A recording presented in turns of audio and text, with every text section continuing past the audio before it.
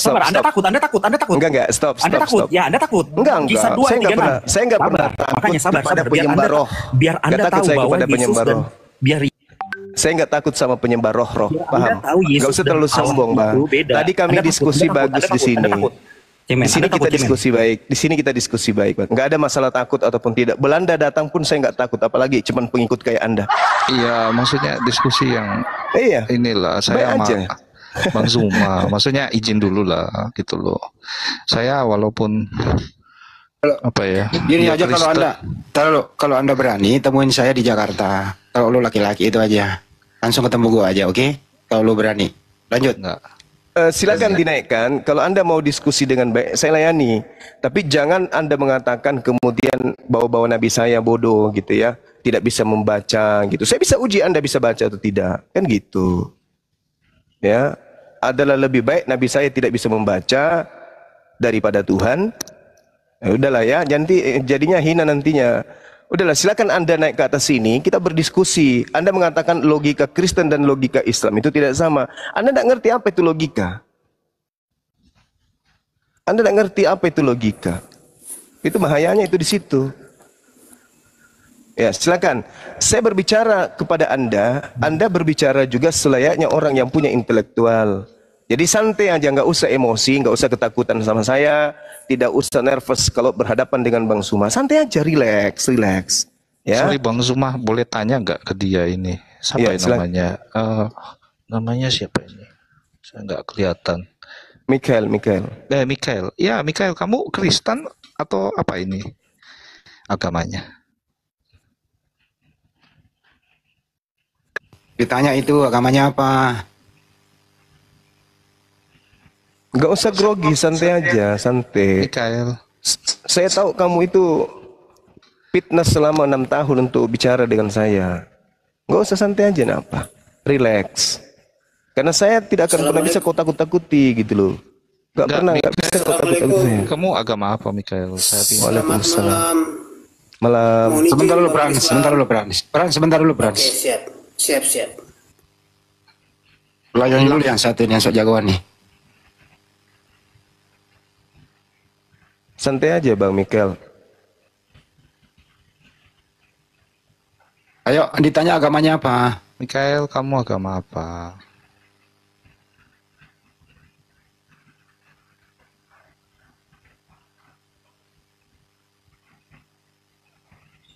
Ini provokator ya. Maksudnya datang-datang bawa nama Kristen tapi kayak gini. Maksudnya halo?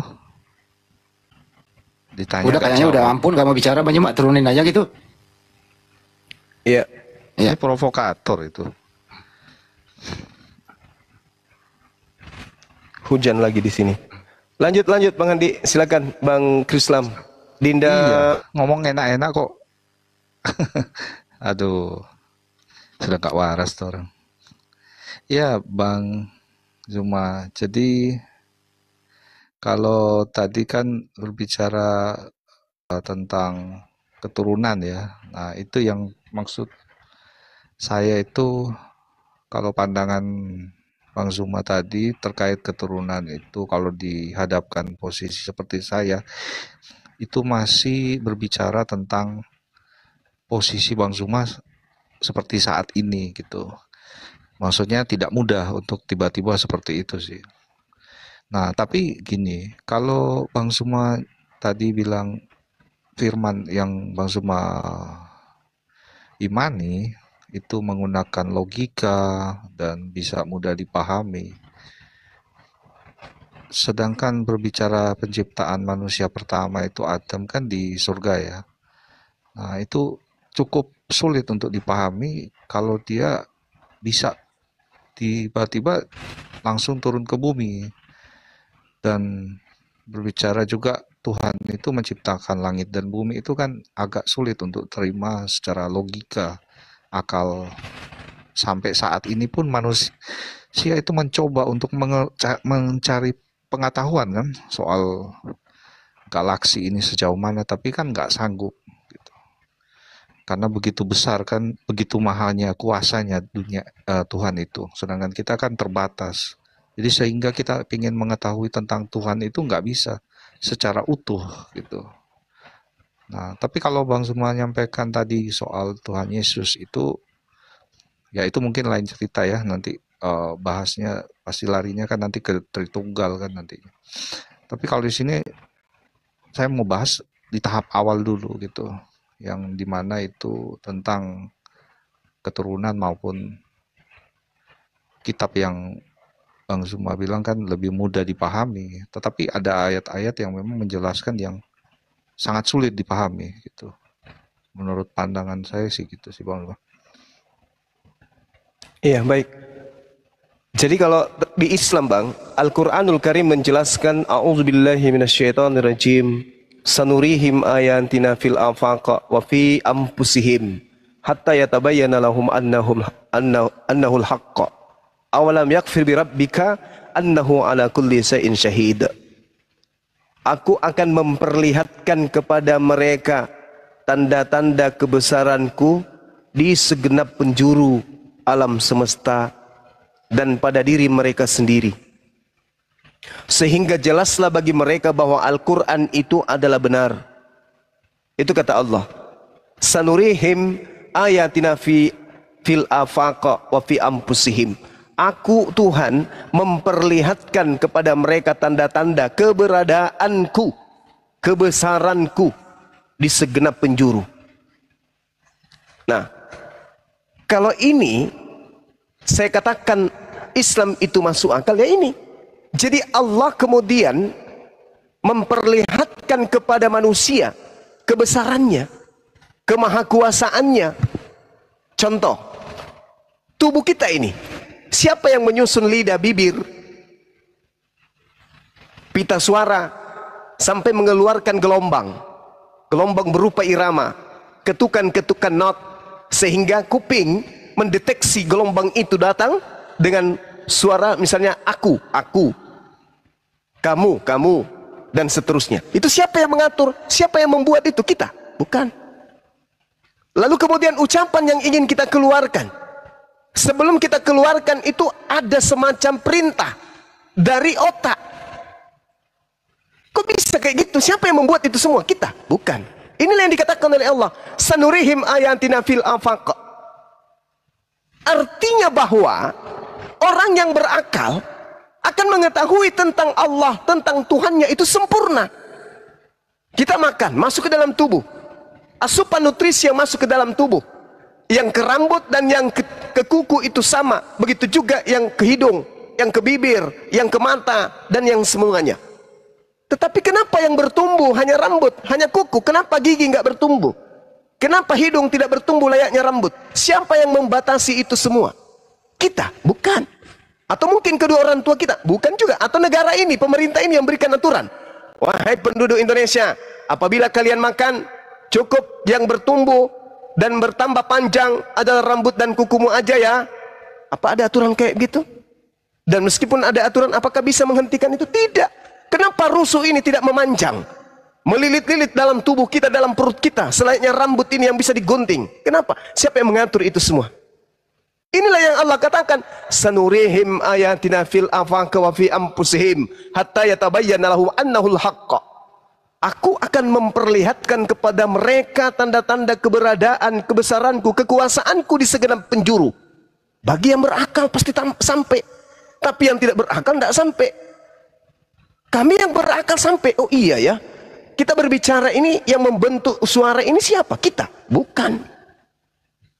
Bukan kita. Bahkan kita tertidur sebentar dan tertidur dan terbangun lagi, bukan kita yang mengatur semua napas kita itu ketika kita terlelap. Bukan kita kemudian yang mengatur dari jantung kita ketika kita terlelap. Tiba-tiba kemudian kita bangun. Pada saat kita tertidur nyenyak, usus kita ingin mengeluarkan kotoran, dengan sendirinya kita bangun.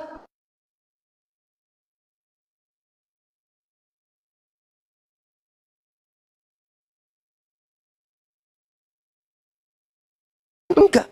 Dengan sendirinya. Dengan sendirinya. Dengan sendirinya kemudian tubuh kita ini bangun dari tidur hanya untuk ke toilet. Padahal tadi kita nyenyak tidur. Siapa yang mengatur itu semua? Kita. Gak mungkin. Jadi Tuhan tidak perlu kita cari. Karena Tuhan itu meliputi segala sesuatu bagi orang yang berakal. Kalau yang tidak berakal, dia mencari Tuhannya. Mana Tuhan saya? Oh, Tuhan saya ini yang digantung di pohon. Oh, ini Tuhan saya yang merangkak kemudian keluar dari ayunan. Itu orang yang tidak berakal. Sedangkan orang yang berakal, begitu dia bercermin, dia sudah tahu Tuhannya itu siapa. Makanya di Islam itu apa? Asyhadu alla ilaha illallah. Aku bersaksi tidak ada Tuhan selain Allah. Bersaksi loh. Kenapa dia berani bersaksi? Ya karena dia melihat ketidakberdayaan dirinya. Dia tidak mampu kemudian untuk mempertahankan supaya kulitnya ini tetap apa kulitnya ini? Tetap kencang, tidak keriput.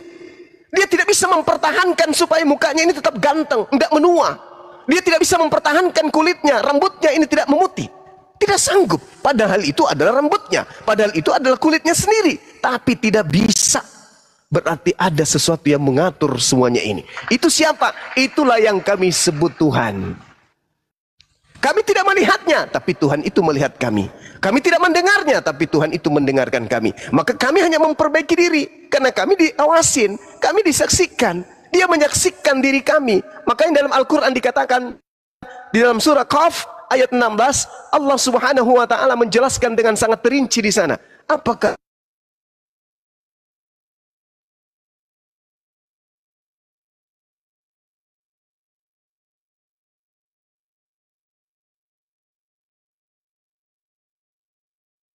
ada di dalam hati manusia? Kata Allah, aku tahu, aku ngerti, aku paham, aku mengetahui apapun yang engkau katakan di dalam hatimu. Walaqad khalaqnal insan wa na'lamu ma tuwaswisu bihi nafsuh. Aku menciptakan makhlukku bernama manusia, dan aku mengetahui apa yang dibisikkan oleh hatinya, dan aku lebih dekat kepadanya daripada urat lehernya. Nah, itu makanya umat Islam tidak memerlukan Tuhan dalam bentuk makhluk, tidak memerlukan Tuhan dalam bentuk apapun, karena memang Tuhan itu laisa kamitslihi syai'. Tuhan tidak serupa dengan apapun. 2 Samuel 7 nomor 22. Tuhan itu maha tinggi, tidak serupa dengan apapun. Laisa kamitslihi syai'. Itu yang terjadi, Bang. Itu yang kami imani. Jadi ya itu tadi, kalau misalnya kita berbicara mengenai konsep ketuhanan, Tuhan kami itu tidak bisa dilihat, tapi bisa diketahui bahwa Tuhan kami itu ada. Dengan cara apa? Dengan cara melihat alam semesta ini, dengan melihat diri ini, maka kami yakin Tuhan itu ada. Pencipta langit dan bumi itu ada. Tanpa kemudian kami harus melihatnya.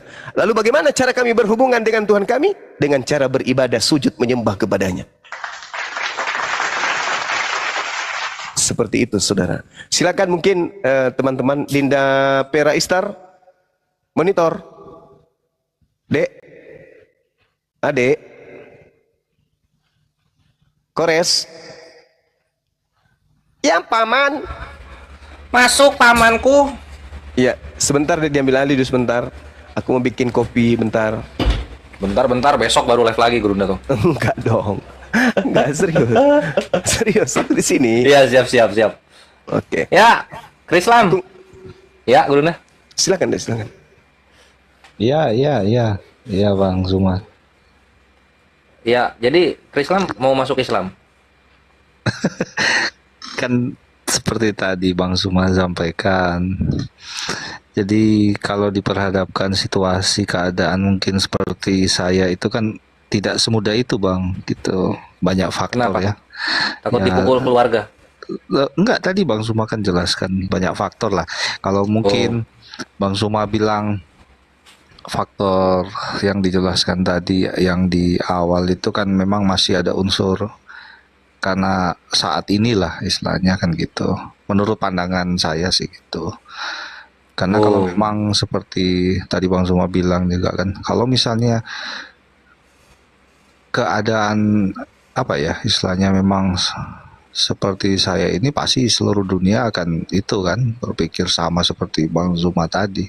Tapi kan begitu juga kan gitu. Itu sih kan pandangan, makanya pandangan itu kan berbeda-beda ya.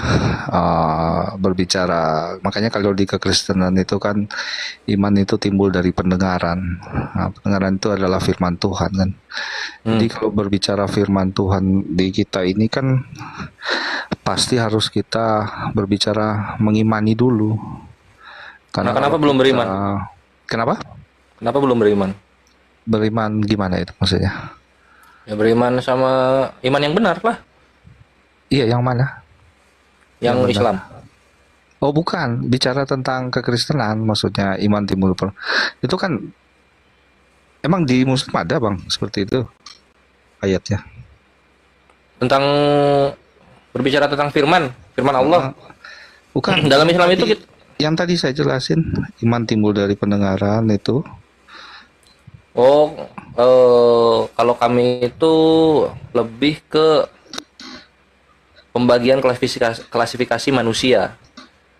Jadi Ya, manusia itu ada 3 golongan, Muslim, kafir, munafik. Nah gitu, lebih ke situ kalau kita. Oh, bukan, maksudnya berbicara pemahaman tentang firman Tuhan itu kan berdasarkan dari iman gitu.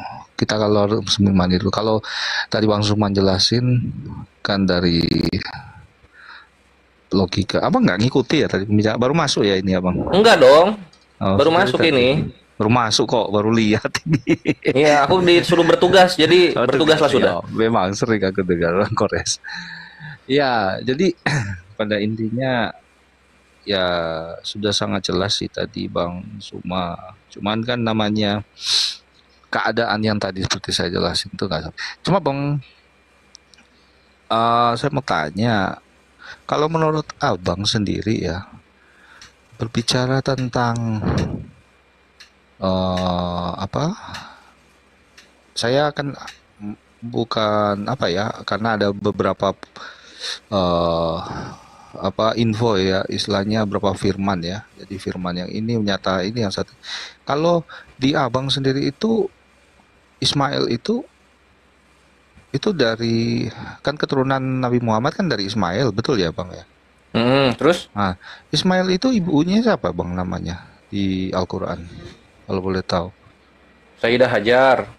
Nah, soalnya kan menurut pandangan saya kan di situ kan ada perbedaan mulai dari Abraham ya, Ibrahim itu sih. Nah, terus kalau boleh tahu, itu istri keberapa itu Bang Siti? Siapa namanya?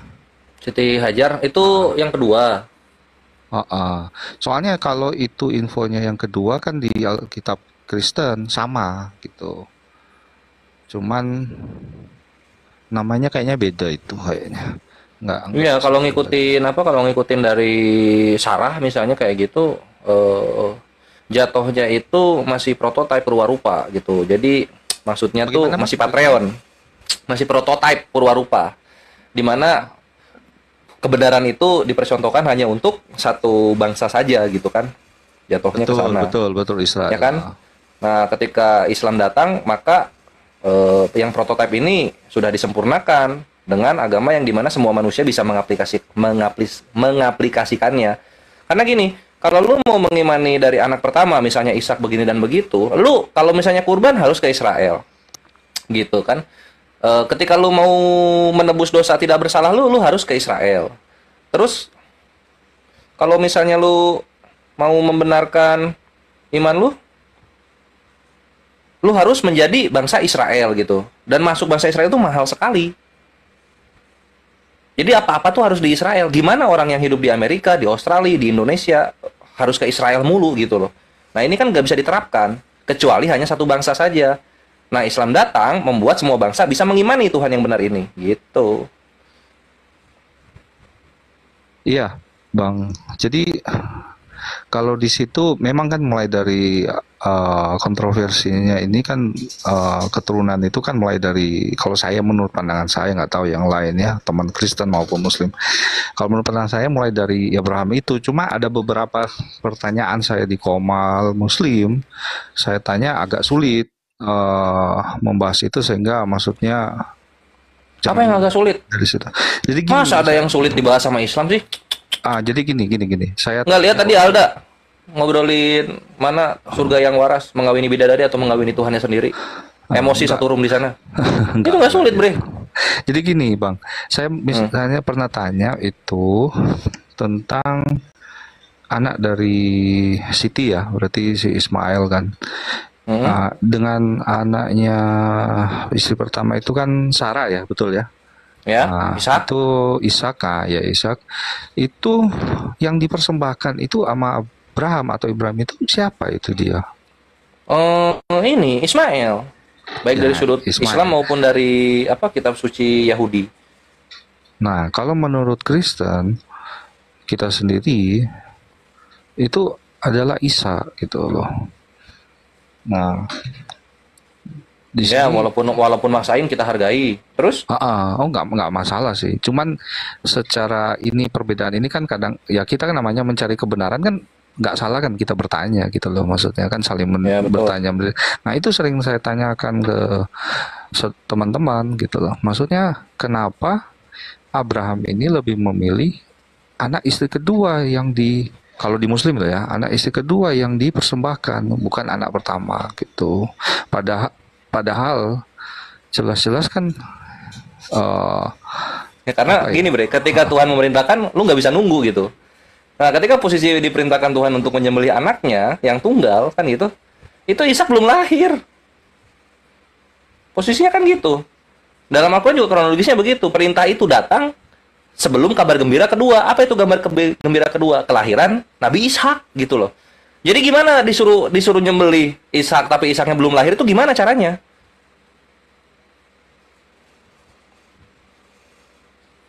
Oke. Gitu, my bre. Jadi kalau menurut Abang berarti secara waktu itu apa namanya? Ishaknya belum lahir. Anak dari istri kedua itu berarti kondisinya pada saat dipersembahkan itu Ishak belum lahir, maksudnya dari anak pertama. Betul. Gitu ya. Iya. Oke. Soalnya gini, pemahaman saya kan yang dimana kalau istri pertama itu ya istilahnya kan di mana-mana ya secara logika, maksudnya lagi-lagi kita pakai logika ya. Kan kalau di Muslim kan kadang-kadang menggunakan logika, yang Bang Zuma bilang kan pakai logika. Nah, itu kan pasti anak pertama itu kan ya kayak Abang lah, punya istri dua. Anak pertama dari istri pertama itu kan pasti lebih prioritas ya istilahnya. Itu pandangan saya sih. Cuman Kalau udah lahir pasti prioritasin. Anak sulung kan? Gua anak sulung kesayangan gua. Oh gitu. Iya, gitu kan. Nah, tapi posisinya di sini Ismail itu anak sulung. Mau gimana caranya? Itu anak sulung Ismail itu. Oke. Yes, gitu. Ishak akan selalu menjadi yang kedua. Ishak akan selalu Menjadi yang kedua. Oke. Padahal Ishak itu dari istri pertama ya? pertama, ya betul. Oke. Nah, sekarang kalau untuk merujuk ke Nabi Isa ya, Boleh. itu maupun Nabi Muhammad ya. Bisa ya, Bang ya? Bisa, gas. Nah, itu rentetan silsilanya, jalurnya dari mana sehingga kok bisa tahu itu di Al-Quran itu dari mana itu, Bang? Dari para sejarawan.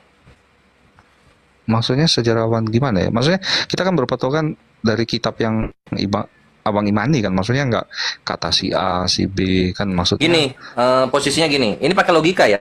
Bangsa Arab dengan kitab suci Al-Quran turun duluan mana? Bagaimana, Bang? Bangsa Arab dengan kitab suci Al-Quran turun duluan mana? Bangsa Arab dengan Kitab suci Al-Quran. kalau saya sih berpatokan sama Al-Quran dulu kan, Bang, yang sudah jelas kan gitu. Tapi Nggak kalau bisa. bangsa Arab Nggak bisa, harus dilihat secara ininya dulu mengenai pernasaban itu. Bangsa Arab itu duluan ada sebelum Nabi Muhammad. Al-Quran turun zaman Nabi Muhammad. Jadi nenek moyangnya Nabi Muhammad tahu saudara-saudara di pinggir mereka. Dan bangsa Arab menghafal nasabnya atau keturunannya ke atas dan keturunannya ke bawah gitu. Nah, nanti penghafalan itu tuh sampai kepada Nabi Ismail. Nabi Ismail tahu siapa saja anak-anak dan saudara-saudaranya, baik dari Ismail maupun dari Ishaknya, tahu mereka. Nah gitu, jadi nasab ini datangnya dari ahli sejarah. Orang-orang yang dulunya belum masuk Islam, tahu sejarah, masuk Islam gitu kan. Diceritakanlah mengenai sejarah ini, gitu ke Islam. Sama kayak gini, keselamatan datang dari bangsa Israel kan gitu. Abraham dibilang orang Israel, orang Kristen gitu. Kalau secara logika Abraham itu orang Irak. Nenek moyangnya orang Israel, itu orang Irak. Ya Persia kan, Persia kalau Yes. bilang itu. Betul, Ur-Kasdim itu kan ada di Irak. Bukan dong Persia, Iran dong. Iya, Kasdim. Cuma gini Bang, yang saya heran keterangannya itu kan apa berdasarkan sejarah itu, maksudnya nggak berdasarkan dengan kitab yang abang imani itu yang dijelaskan terkait, karena di situ kan banyak apa ya firman-firman dari nabi-nabi yang ada kan gitu ya. Nah, nasab itu bukan firman. Nasab itu bukan firman, nasab itu ilmu sejarah mengenai keturunan kita gitu. Sedangkan firman Allah isinya hukum-hukum yang harus dijalankan dan dijauhi, hukum-hukum yang harus dijalankan, larangan yang harus dijauhi, hikmah-hikmah yang bisa kita ambil, dan juga pengajaran kisah-kisah nabi-nabi terdahulu gitu. Nah sekarang kalau kita misalnya bahas nasab gitu ya, Allah nih bahas nasab secara komprehensif gitu. Manfaatnya untuk umat manusia apa? Lebih mencintai bangsa Arab begitu? Gitu loh. Contoh misalnya Israel gini kan, dalam Islam itu sangat diketahui bangsa Israel itu bangsa yang sangat mengagung-agungkan nasab kan gitu. Nah sekarang kita lihat apa fungsinya. Ketika kita tahu silsilah nih, silsilah baik Arab maupun Israel, apa fungsinya dalam iman? Ujung-ujungnya apa? Mendiskreditkan tanah kelahiran kita, yang dimana di Islam itu dihilangkan sama sekali, mengagung-agungkan nasab gitu loh. Oke. Nah, ini kan Mantap. Al-Quran ini kan dekat sekali kalau Bang cerita sama Israel ya berarti ya, Yahudi ini. Nah, bahkan tadi sama Abang kan bilang. Thank you Nat Bonafide.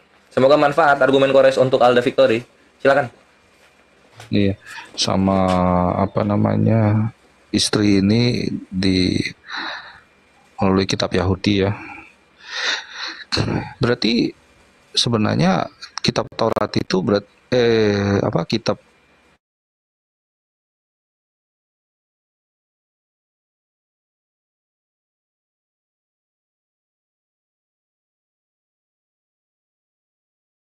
Semua gitu dari Allah semua. Yang membedakan apa? Al-Qur'anul Karim hukumnya digunakan sepanjang masa sampai kiamat. Sedangkan kitab-kitab sebelumnya itu dibatasi oleh kitab yang turun kemudian gitu loh. Jadi Taurat turun nih, maka orang-orang di sana mengimani Taurat gitu. Injil turun, ya orang-orang harus berpindah ke Injil, tinggalkan Taurat gitu kan, karena sudah ada yang menyempurnakan. Zabur turun, Zabur dulu ya, orang-orang harus ke Zabur. Habis Zabur baru ke Injil, mereka mengimani Injil. Nah setelah Injil baru ke Al-Quran semuanya gitu loh. Jadi iman dalam Islam itu kita mengimani, percaya bahwa Allah pernah menurunkan kitab yang diikuti oleh umat-umat sebelumnya. Beres sampai situ, udah kelar sampai situ. Nah sekarang kita ke Al-Quran. Nah di Al-Quran semua pokok kehidupan yang ingin lu pelajari, dasarnya itu di Al-Quran.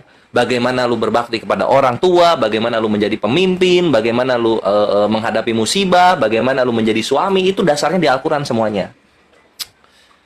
Gitu loh, dari lu masih lahir, kemudian lu mati, kemudian setelah mati ngapain, itu Al-Quran dasarnya. Gitu. Makanya kami sangat mencintai firman Allah yang turun kepada Nabi kami Muhammad SAW. Kami sangat mencintai itu. Karena bagaimana lu tahu cara hidup yang benar ketika benar dan salah itu tidak datang dari Tuhan. Contoh kayak gua ya, ini mujizat ya dari Al-Quran ya. Gua hidup dalam dialog lintas iman, ngebubukin Tritung gitu. Ternyata jauh sebelum gua lahir itu Allah sudah menitipkan perkataan-perkataannya yang sangat sangat bermanfaat dan berguna untuk iman gua ketika gua sedang dialog lintas iman. Contoh misalnya di dalam Al-Baqarah ayat 25 di sini, ketika Allah mengisahkan Nabi Ibrahim, Allah berkata, sesungguhnya berhala-berhala yang kamu sembah hanya untuk menciptakan perasaan kasih. Majleb nggak tuh? Majleb nggak tuh? Majleb bre, gitu loh. Karena ketemu dengan siapa? Para penghujat-penghujat Islam. Mereka mengimani bahwa Tuhan itu mengajarkan kasih tok, gitu. Wah, disitulah kerennya tuh. Terus surah Al-Luqman ayat 6 gitu. Sesungguhnya di antara mereka yang membenci Islam, ada orang-orang yang suka memelintir ayat-ayat Allah. Dar ketemu sama Haleluda, sama si Alda, sama Christian Princess. Ketemu gua orang-orangnya. Ini Allah sudah berfirman 1400 tahun sebelum gua lahir, bre. Mantep nggak tuh? Mantep, bre. Gitu. Jadi gimana orang-orang gimana orang-orang mau hidup lurus, mau hidup di jalan yang lurus kalau mereka tidak mengimani kitab suci terakhir Al-Qur'an Nur Karim. Gitu Islam. Oke. Jadi Kalau sampai terbatuk ya, gua tersipu. ya, jadi kalau diskusi di beberapa komal itu kan memang teman-teman menyampaikan kan kalau Al-Qur'an itu kan melengkapi dari kitab-kitab sebelumnya ya, gitu. Betul. Nah, kalau saya lihat itu kan Al-Qur'an itu dari abad ke-7 ya, betul ya? Iya, betul. Sedangkan Kristen itu dari abad ke-1, bahkan sebelum abad ke-1 itu sudah ada sebenarnya sih gitu. Nah, cuman di sini Itu salah tapi nanti. Kenapa? Terus? Bagaimana? Itu salah tapi nanti dulu. Biarin Islam beresin dulu. Oh, tapi gini, kalau saya melihat ini kan memang antara Alkitab dan Al-Quran ini kan memang istilahnya kemiripan dari nabi-nabi maupun cerita itu kan banyak kemiripan di situ. Cuma pandangannya berbeda-beda, ada berbeda-beda. Nah, di sini cuma saya yang agak membingungkan bahwa Quran ini kan datang istilahnya melengkapi kitab sebelumnya. Namun kitab yang sebelumnya itu keliru gitu. Ibarat kata kan kalau sudah ada sejarah sebelumnya yang menjelaskan, kalau melengkapi itu kan istilahnya kan pasti nggak mungkin ini ya gitu sih. Tapi ini kenapa bahkan dia hanya berbicara hanya sebatas perjanjian lama saja gitu sih. Kalau saya lihat ya, ibarat kata hanya Taurat, tentang buku kitab Taurat itu sih. Injilnya nggak dibahas gitu ya?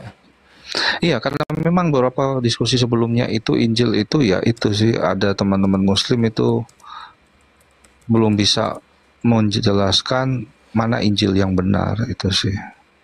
Mana Injil yang benar? Betul, dan ujung-ujungnya katanya nggak perlu dicari katanya. Nah, itu yang membuat saya agak bingung sih istilahnya apakah benar gitu itu sih. Gimana? Oh ini Aki Saiful mau masuk? Bro, enggak, lanjut aja bro. Cuman bingung aku kalau ditanya sama kita gitu yang nggak pernah megang, belum lahir saat itu yang ditanyanya. Kemana Injil yang asli? Ya kan aneh kan? Ya. Jadi kalau penjelasan dari gua, Al-Quran nggak membahas Injil sama sekali itu salah gitu loh. Karena banyak sekali ayat-ayat, terutama ketika kisahnya tentang Nabi Isa alaihissalam itu diberitahukan gitu bahwa Nabi Isa diberikan Injil gitu. Jadi bukan kalau di Kristen kan Matius, Markus, Lukas, Yohanes, Injil ini datang dari sana. Nah kalau Injil kami nggak, Injil ini datang dari Allah, diberikan kepada Nabi Isa gitu. Nah di sini menariknya nih, Injil yang diberikan kepada Nabi Isa itu bentuknya buku atau bentuknya hukum. Nah, di sini kawan-kawan Kristen biasanya kebingungan dan tersesat gitu. Kitab dalam bahasa Arab itu nggak melulu buku. Kitab dalam bahasa Arab itu bisa juga ketetapan. Gitu. Mau lihat di mana kitab itu artinya ketetapan? Silakan dibuka di An-Nisa ayat 24. Kitaballahi alaikum. Di situ bukan buku dari Allah untuk kalian semua, tapi ketetapan Allah untuk kalian semua, gitu. Nah, jadi ketika dibilang Injil itu artinya ketetapan Allah yang datang untuk Nabi Isa alaihissalam, khusus untuk Nabi Isa alaihissalam. Nah, sekarang ditanya Injilnya kemana gitu? Ya Injilnya ya dengan terangkatnya ke langit kedua ke Nabi Isa, maka Injilnya pun dengan Nabi Isa di sana udah gitu loh. Karena Injil itu wahyunya Allah khusus kepada Nabi Isa alaihissalam, bukan berbentuk buku dia. Sampai sini Krislam menangkap itu perbedaannya antara Injil yang Islam sama Injil yang di Kristen Indonesia. Gitu. Karena nggak apa-apa. Jadi nggak semua Iya. pertanyaan juga harus kita jawab. Cuman ini sharing diskusi, istilahnya kalau memang ada yang belum bisa menjawab di tempat koma lain, ya saya tanyakan ke abang. Tapi nggak harus mantap. dijawab lah. Semua pertanyaan. Udah dijawab? Makanya tadi itu terjawab atau tidak terjawab kalau Krislam menangkapnya? kalau pandanganku sih sepertinya masih belum lah. Tapi nggak apa-apa bang. Dalam arti dalam Masih belum. Waduh, masih keimanan nggak gini bang. Keimanan itu bukan sesuatu hal yang dipaksakan. Kira-kira menurut abang keimanan itu apa sesuatu hal yang dipaksakan atau tidak? Sebenarnya bukan guanya yang nggak menjawab, tapi Krislamnya nggak mampu untuk menanggapi gitu. Karena ketika gua bilang Injil itu bukan berbentuk buku gitu, tapi berbentuk wahyu dari Allah kepada Nabi Isa.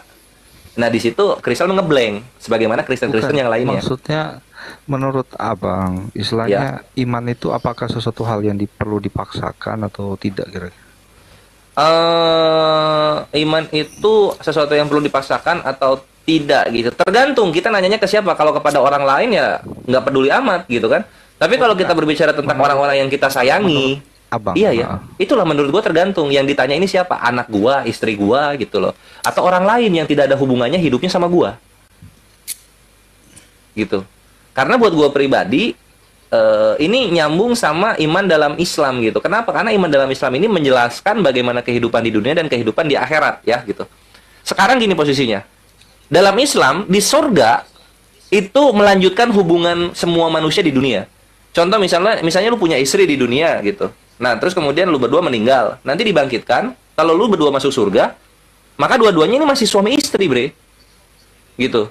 Kalau lu punya anak lu masuk surga, itu masih anak lu. Masih anak lu itu di surga. Kalau lu punya orang tua, masuk surga, itu masih orang tua lu. Itu yang perlu dipahami. Nah, jadi kalau ditanyakan misalnya kepada keluarga, pada anak nih, iman itu harus dipaksakan nggak? Kalau anaknya bebal gitu, kita harus paksain. Kenapa? Karena kita nggak mau nangis sejadi-jadinya ketika melihat di ujung hayat anak kita mati kafir. Karena kita tahu ke depannya apa? Berpisah di sorga.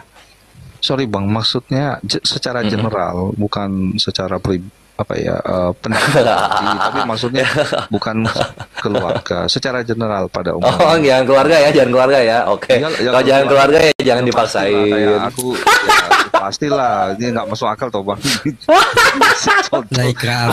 Biarin masuk. Nah itu tuh, udah dijawab tuh. Kita. Nah kalau orang lain gitu kan. dalam beragama. Itu. La ikraha fiddin, tidak ada paksaan dalam beragama. Islam. Kenapa? Itu Boleh minta Bre. waktunya. Oh iya, monggo, Islam. silakan. Iya, terima kasih Bang Islam ya. Assalamualaikum, selamat malam semuanya. Ini Frans ini muslim ya? Iya, saya Kristen. Oh ala alaika my bre. Iya. Iya, pertama-tama saya mengucapkan Gue malas terima nanya kasih. Ikhwan kalau baik. Ya, enggak, Iya. jawab dulu yang di bawah tadi. Silakan. Iya, tunggu. Pertama-tama saya mengucapkan terima kasih kepada Bang Handi, kepada Bang Zuma yang menjadi bengkel penguji keilmuan saya, penggalian keilmuan saya tentang Kristen, tentang Alkitab.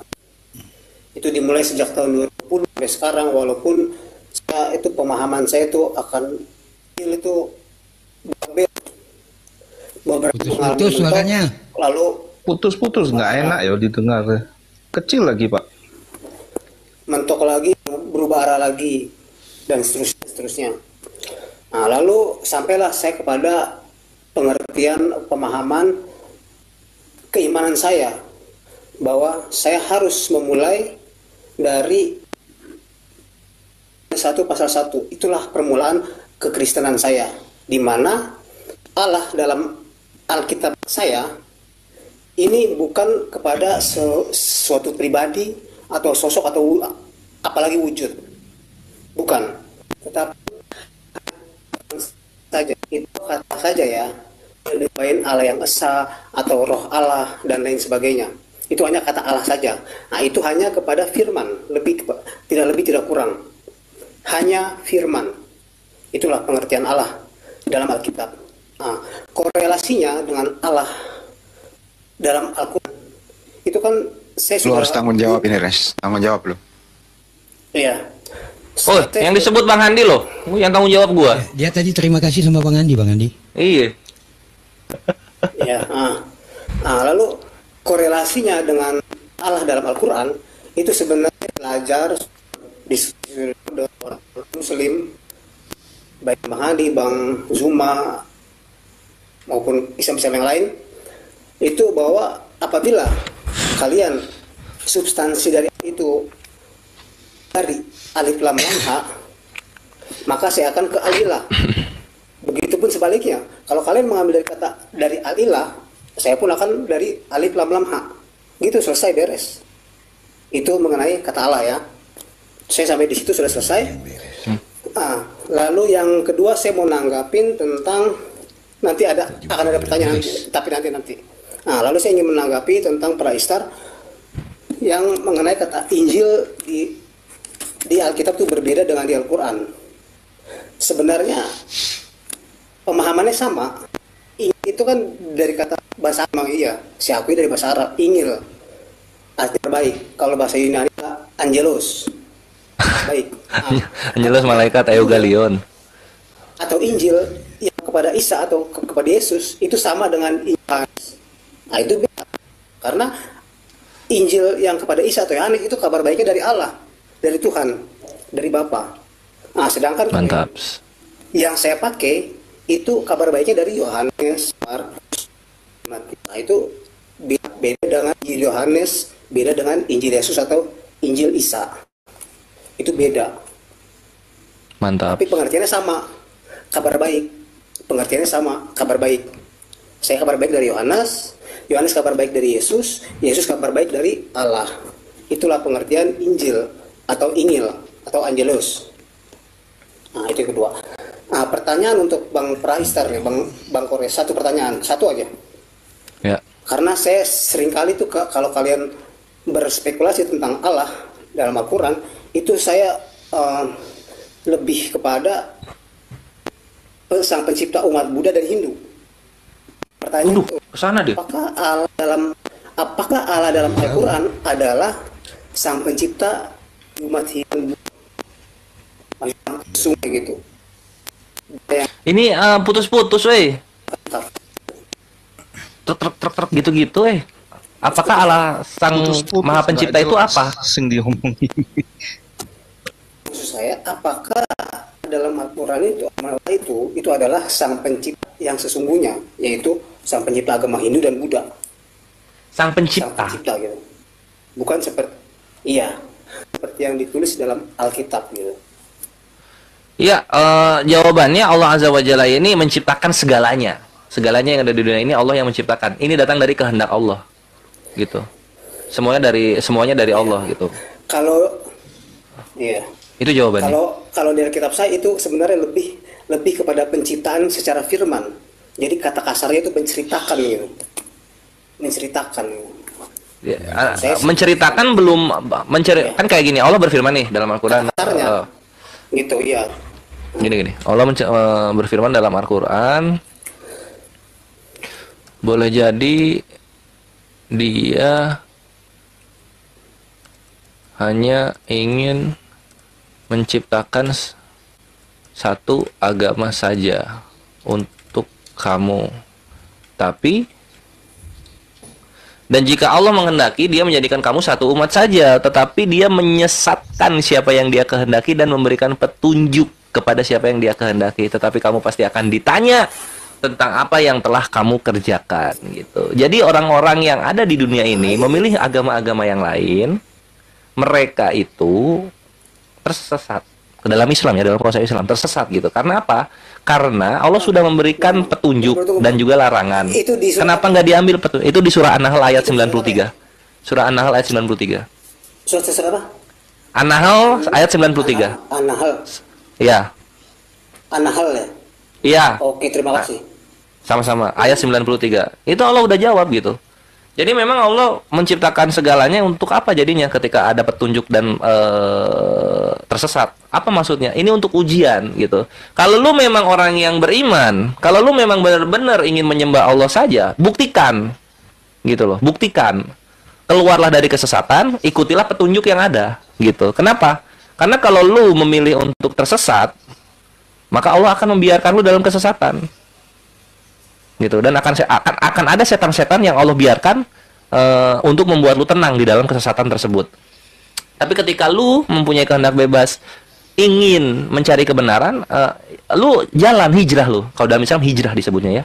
Lu berpindah lalu dari tempat fasik tersebut, dari tempat kesyirikan tersebut kepada tempat yang terang, kepada jalan yang lurus.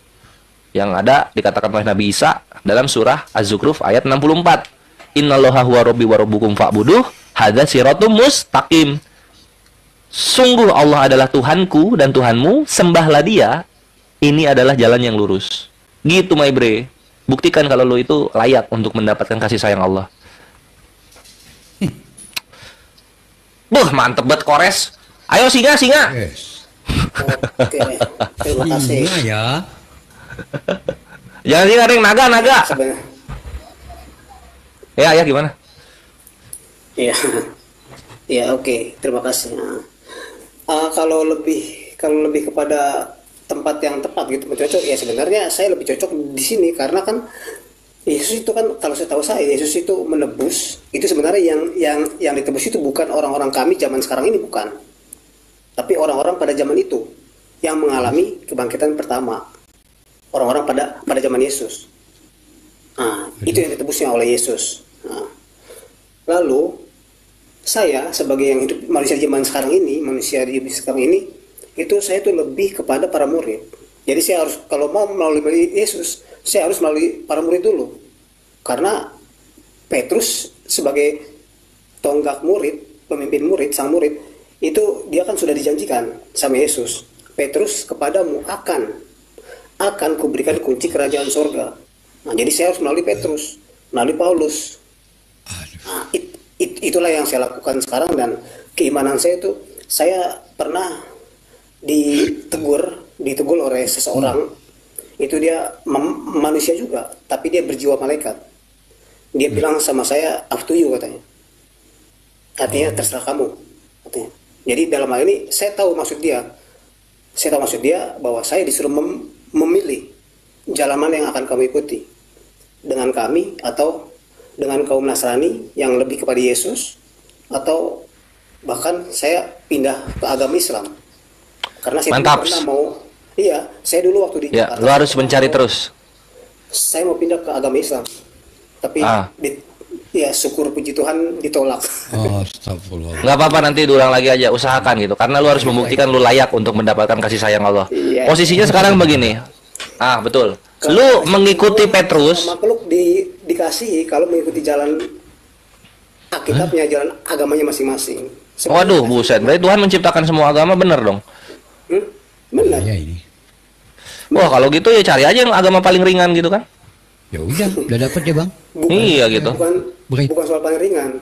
Kalau agama yang saya jalani sekarang ini, ya saya sebagai Kristen progresif, seperti yang alah, Kristen progresif mah iyalah anjir, semua orang nggak ada yang masuk neraka, ujung-ujungnya masuk surga. Keren. Lu mau percaya Yesus atau nggak percaya Yesus, yang penting lu berbuat baik, lu masuk surga gitu kan? Enggak, bukan, salah. Nah, terus gimana? Kalau itu Kristen progresif Daniel. Kalau progresifnya lu gimana progresifnya lu? Semua agama punya kesempatan masuk surga nggak, semua agama? Kalau Kristen progresifnya saya itu yang saya sebenarnya ingin minta diikuti oleh mereka. Itu waktu tahun 2017. Saya pernah ditegur sama mereka, dan saya mengikuti mereka. Karena apa? Karena mereka punya konsep ideologi Injil modern. di mana ketika konsep ideologi modern mereka diterima oleh surga, oleh Allah, bahkan oleh Yesus.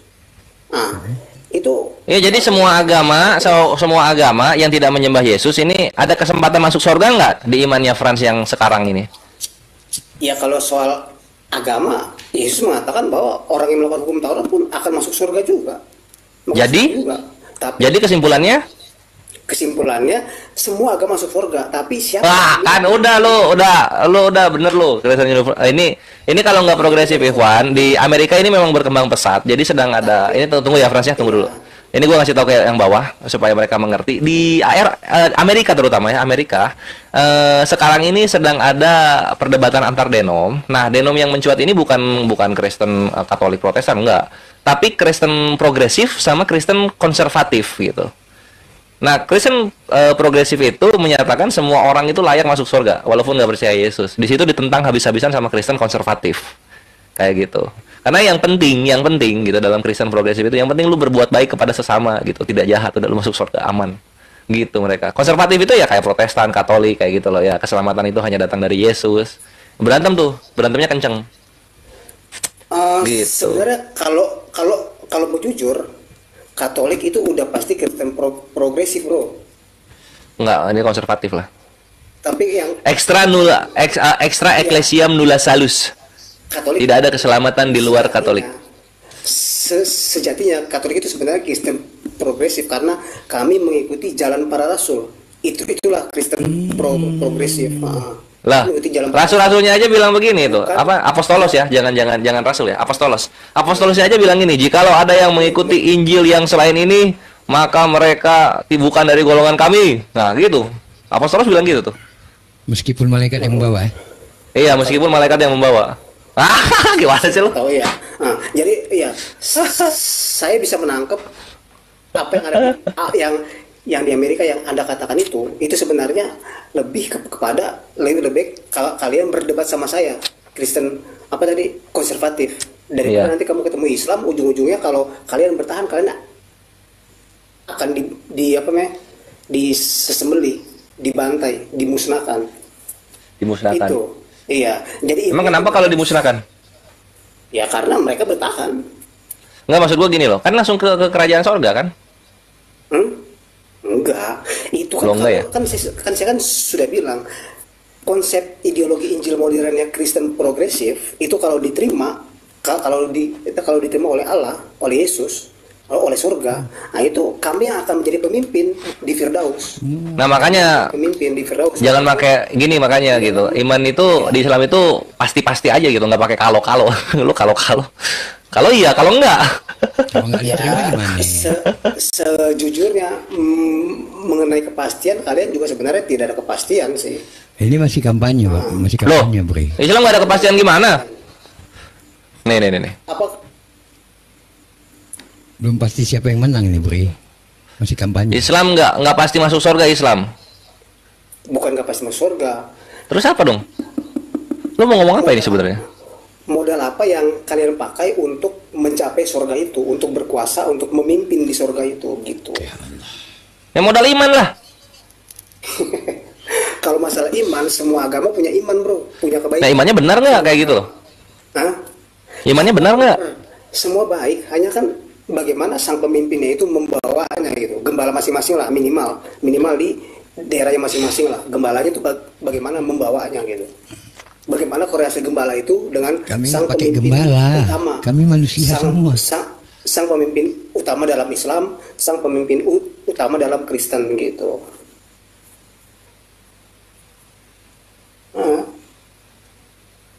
Jadi ya begitu dulu, bro. Saya sebenarnya mau mendalami nih yang tadi Anda katakan ini surat An-Nahl 9. Nah ini Al-Ahqaf ayat 13-14 ya. Sesungguhnya orang-orang yang berkata Tuhan kami adalah Allah, kemudian mereka tetap istiqomah, tidak ada rasa khawatir pada mereka, dan mereka tidak bersedih hati, mereka itulah para penghuni surga, kekal di dalamnya. Mana nggak pasti? Itu di surat apa? Al-Ahqaf ayat 13-14. Al-Ahqaf ya. Ahqaf Pak. Ahqaf. Ya kalau kami kan Arabnya Ahqaf. Oh iya, sorry. Baca Ahqaf ya. Ahqaf ya. Oke. Ayat yang berapa? Surat nomor Enggak tahu ya nomor berapa ya Al-Ahqaf.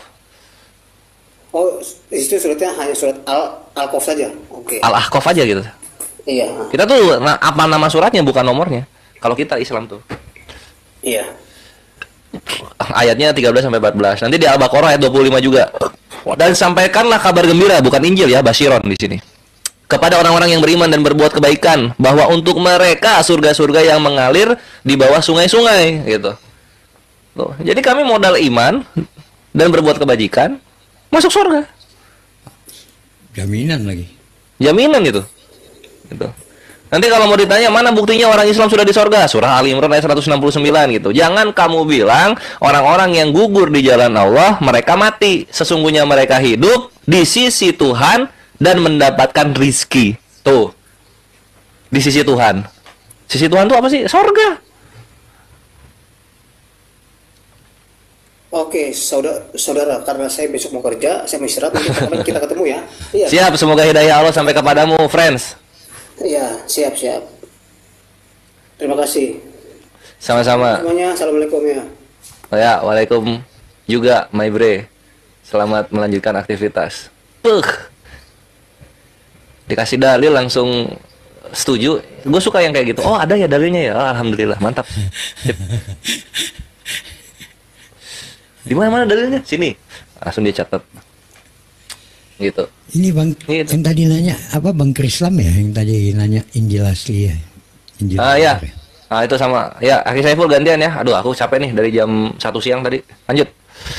Gimana Bang Krislam nanyanya sama kami Bang? Bang Krislam. Oh, udah tidur dia kayaknya ini. Ya. Abang tadi nanya Injil yang benar, Injil yang asli. Iya Ya kan? Saat itu umat Islam kan belum ada Bang. Nabi Muhammad belum lahir. Jadi kalau abang tujukan pertanyaan itu ke Islam, itu salah besar lah Bang. Harusnya abang bertanyanya ke orang yang sudah ada saat itu. Gimana kita kenal, kita tahu ada kanonisasi dan sebagainya. Tanyakan ke mereka Bang. Betul Bang, betul. Kenapa ada kanonisasi? Kenapa ada yang diapokrifakan? Betul. Apokrifa itu artinya kalau diartikan itu kata-katanya yang disembunyikan loh Bang. Dan di dalam Al-Quran ada disebut bahwasannya mereka menyembunyikan kitab-kitab mereka. Nah, itu dia Bang. Ya itu dia, jangan tanya sama kami. Iya, Karena betul, udah jelas. Ketika dikatakan mereka menyembunyikan, dan apa yang tidak dipakai di kanonisasi itu disebut apokrifa, sembunyikan, menyembunyikan. Ya sama aja Bang. Udah diinformasikan itu, tepat lagi informasinya.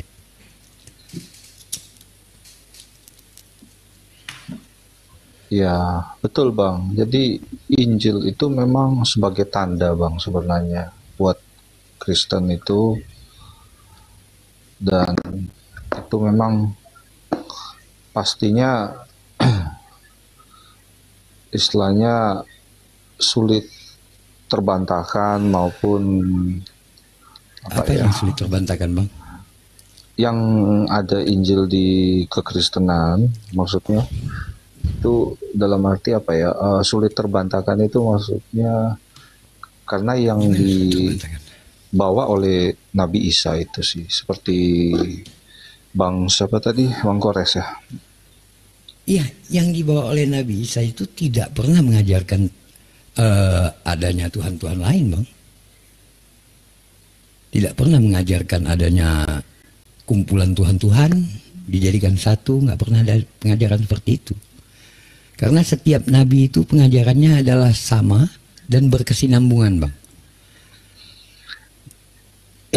Nabi Isa mengajarkan perkara yang pernah diajarkan oleh Nabi Musa. Nabi Musa juga begitu, dan Nabi Muhammad juga begitu. Ketika dia datang, dia melanjutkan pengajaran Nabi sebelumnya.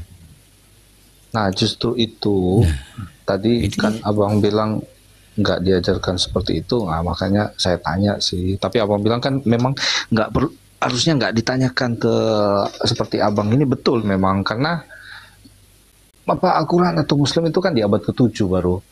Sehingga kalau Kristen itu kan memang sudah pengikut-pengikut Yesus, kan kekristenan itu pengikut Yesus itu sudah di abad sebelumnya itu. Nah, jadi berbicara Injil mereka sudah pasti mengetahui lebih dulu sih.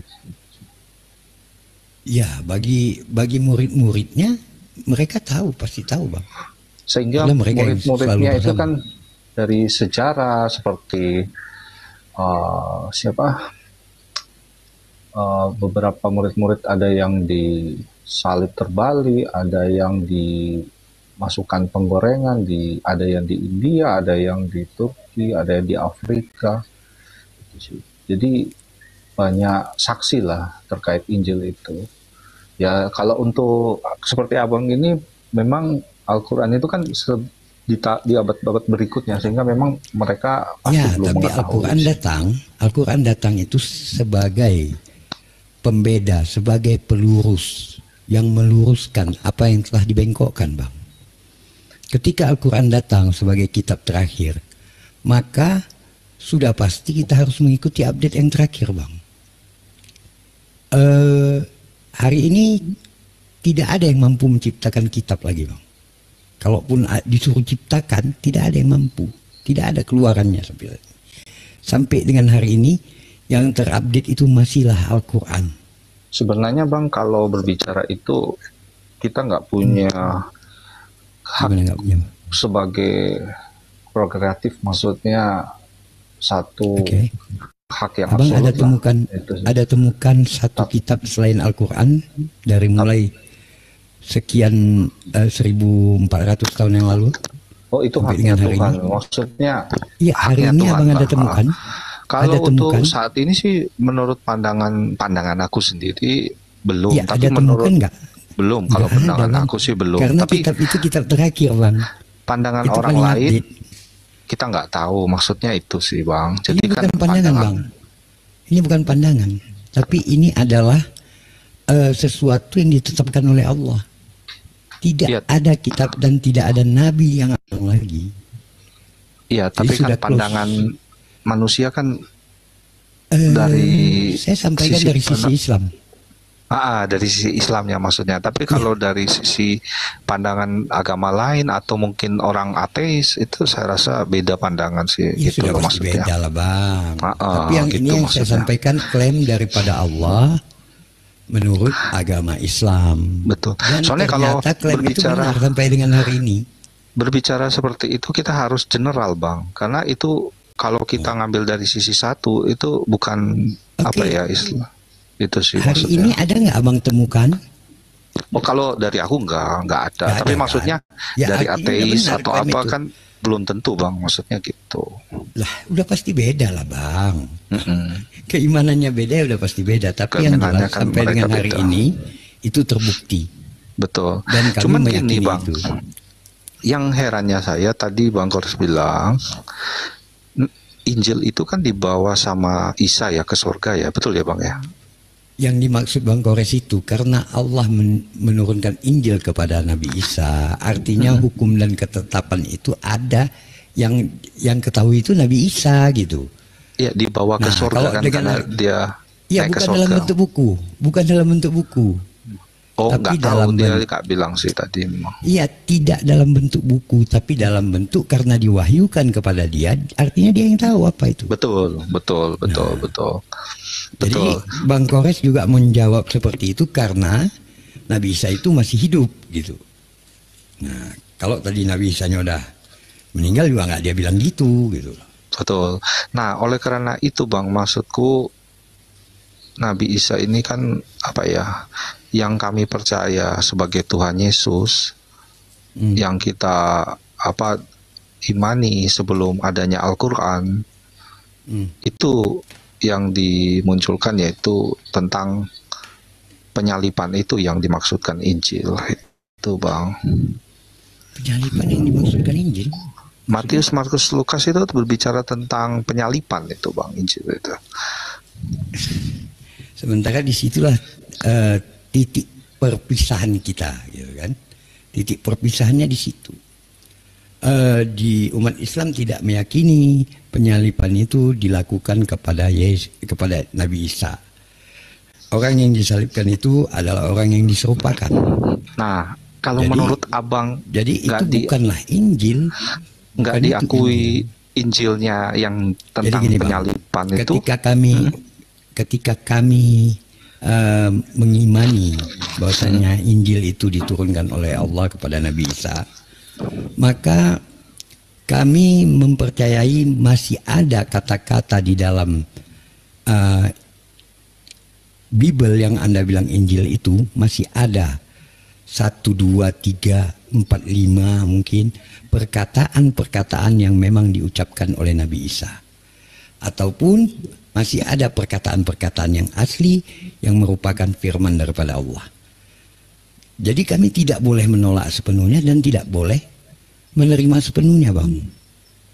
Tapi contohnya yang kami yakini bahwasanya itu memang benar-benar karena sesuai dengan apa yang diajarkan oleh nabi-nabi terdahulu dan Nabi Muhammad, sebagaimana kita dengarkan Yohanes 17:3 misalkan.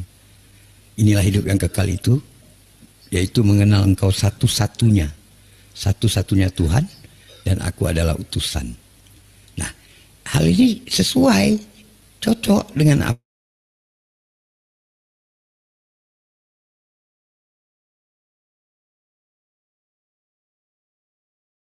Tapi tidak juga semua bisa kita terima gitu.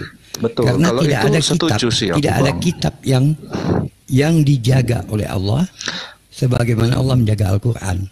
Kami Betul. yang menurunkan, kami juga yang menjaganya.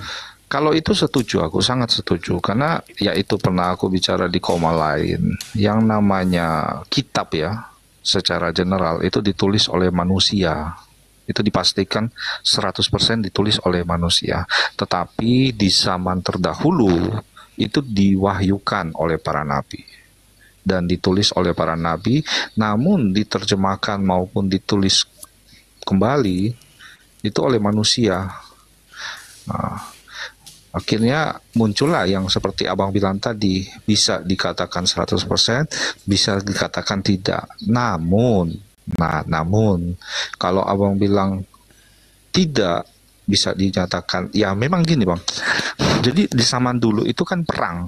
Jadi kalau mau mengetahui tentang kitab yang istilahnya dilengkapi oleh Quran sebelumnya itu zaman perang bang. Jadi banyak kitab-kitab itu yang disembunyikan di dalam gua.